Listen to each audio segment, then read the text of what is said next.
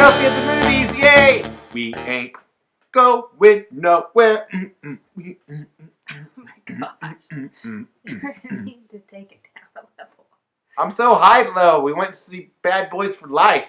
For life. Let's So the other ones were Bad Boys. This was Bad Boys for Life. This is the third installment in a series that began in 1995, starring. A long time ago. I was like a freshman or a sophomore in high school. I've lived like 20 lives since then.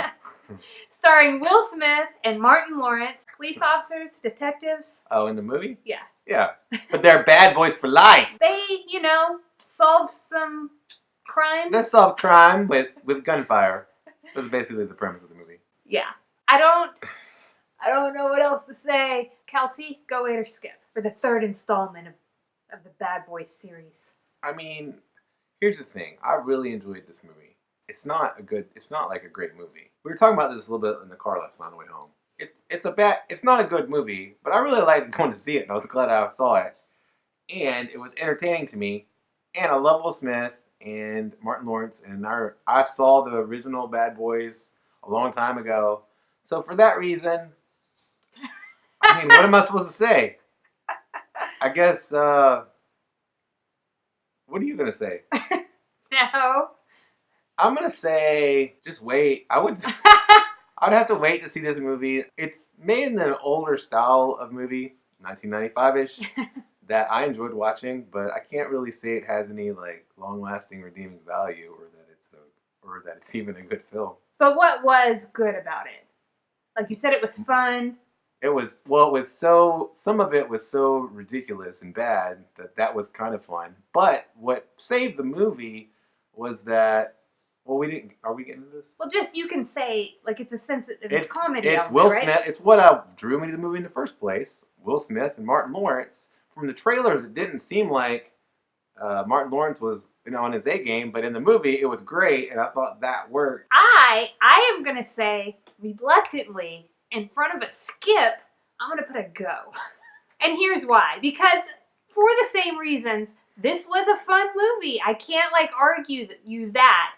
But it was awful. The storyline was, oh my gosh, I can't even believe. I mean, the bad guy, the villain in the movie, I can't. You see, I don't have words for this. It was bad. We're gonna have to get to the spoilers. But it was well done. It was well done, and it was funny. Like Martin Lawrence, he had really funny scenes, and his character against the way Will Smith plays his. So a lot of times Will Smith is the funny guy, right? Yeah. But in this, the way these two characters, and production value, it was made really well. It was. So if you're gonna see this movie, I think you should go see it at the movies on a good screen. We saw it in IMAX. That's when you're gonna do it. If you're not gonna see it then just skip it. Oh my gosh, it's not good. Spoilers for life. Rachel and I ride together and we die together, and we do spoilers for life.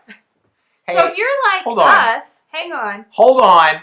You don't really maybe look into movies super closely. So Michael Bay directed the first two movies. Which makes sense now. But not this movie. And I didn't know that till the end when Kelsey got up to leave before me, and I was waiting to see if there were any end credit scenes. There's two, but they're super early, so once you see them, you're done. When I looked up at the screen and it said, in the rolling credits, wedding MC, during a scene in the movie, there was a wedding MC, and it said Michael Bay. And I was like, Michael Bay? So he had a bit part in this movie. I looked it up afterwards. He directed the first two movies, but not this one, and I just have to say, thank you. I'm really glad that Michael Bay didn't. A fan of Michael Bay movies.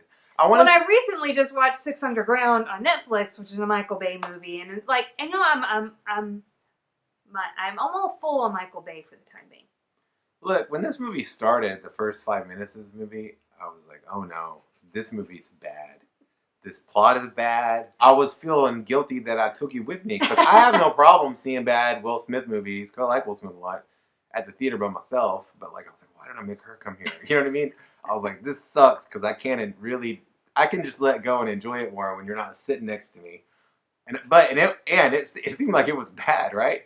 But then as the movie unfolded, it became like a fun romp of what you were. I don't remember the first two Bad Boys movies. I remember that those two were great together, and I enjoyed at least the first one. Like that was a big popular movie. Yeah, I hated the second. So I went in with that, just thinking like I like these two guys, and they were good together. They'll probably be good again. And they were. They really were. They really pulled it together. The story itself was crazy and outlandish, but it was interesting and it kept you entertained. And there was just like a lot of crazy action, a lot of crazy things that would happen. Can we just say like how outlandish like the storyline is? So like not and even only, the writing was a little like. It's first of all, like, it's kind of outlandish but typical, right? Like the villain. It's like this family in Mexico that he had like helped to put behind bars and maybe killed the like leader of some drug cartel, and they're out for revenge, right? Like, just, this is typical, right?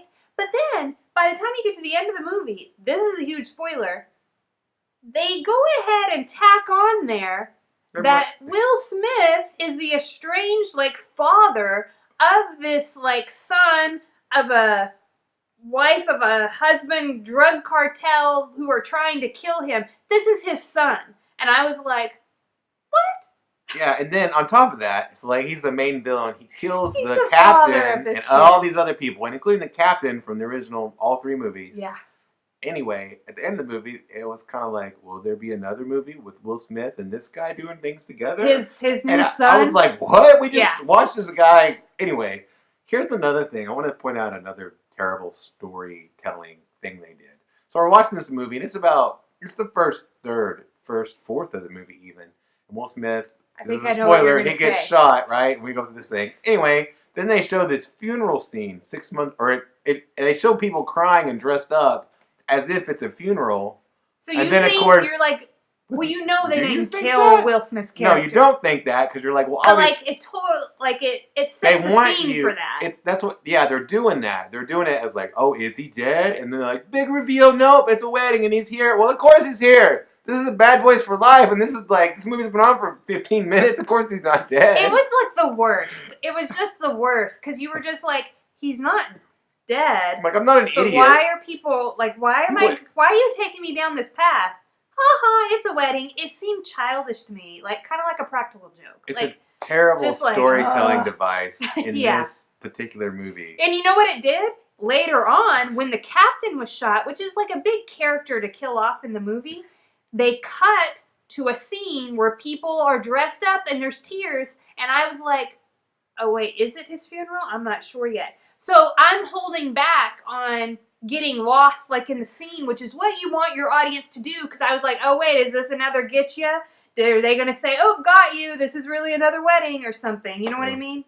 Like, it was ridiculous. They put like a team around the guys this time, so there was Vanessa Hudgens, right? She was one of the people. And several other called like Ammo, and like they're like millennials, and they use, with the classic, they use technology versus the detectives that are do it the old way. And that, I just feel like that's an overused and well-worn It's an example of like a storytelling trope that people use, and they do it to bring in the younger audience probably. And so but I thought that those people, like, it wasn't a terrible thing. I thought that the dynamicism between those characters and the older characters, like, worked the way that they did that. Yeah. So the movie was fun. I liked watching it. And, like, lucky that all the people on this Ammo team were really attractive. So later when they had to go undercover in the nightclub, they fit in, like, super well because, they were all, like, models. That's super lucky. Yeah. I was like, oh, good that none of them were typical police officers, Anyway. I thought, well, it's funny as in here because I'm obviously, I'm 40 years old, and so 1995, I was in high school. Well, listen, Martin Lawrence and most of them watch this movie, and I'm like, they don't look that old. You know what I mean? Like they seem like this. They don't look that old to me because I'm old. Because then later we came home and we watched trailers I saw them when they were younger, and I was like, holy crap, they are old. They're super old. Especially, right. Martin Lawrence, like I was like, oh gosh, he looks a lot different than he did in the original ones. Like he looks like a dad, you know, like he's a dad, and he maybe I think probably is a dad or whatever. He is that age, so there's nothing wrong with that. I just thought like, wow, I didn't even have that in my head when I saw him. So but what they did really well in this movie was like there were humorous parts, and especially with Martin Lawrence, they didn't all land. But I want to say 80% of them landed. And one thing that I will like share, it happened at the very beginning of the movie. So it had all the like, even though Michael Bay wasn't directing, it had the Michael Bay like shot, like the super nice car. Or like they're going around in a like it comes out, Will Smith steps out, and it pans back, and it comes across like his Porsche. And when it gets over to Martin Lawrence's side, he like opens his door, and it's all like, I mean, it's a nice shot, right? Super nice car. But he opens the door and bangs it on a yellow fire hydrant. Yeah. And that actually, like, kind of, I was like, like, I was audibly like, oh my gosh, I can't believe you just dinged his car in a fire hydrant, because it was, like, super nice car.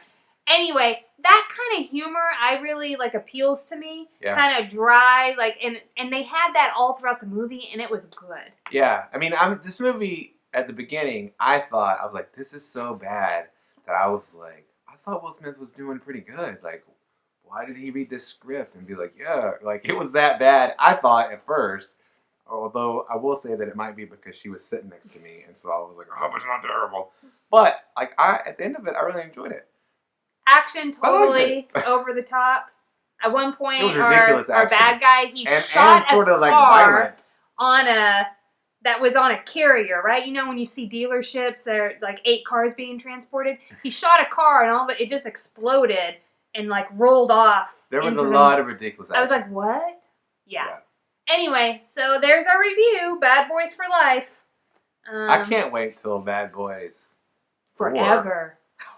That's like forever. Oh, that's a good idea. We'll take a cut of that. You guys can just cut me a check for that idea. Thanks.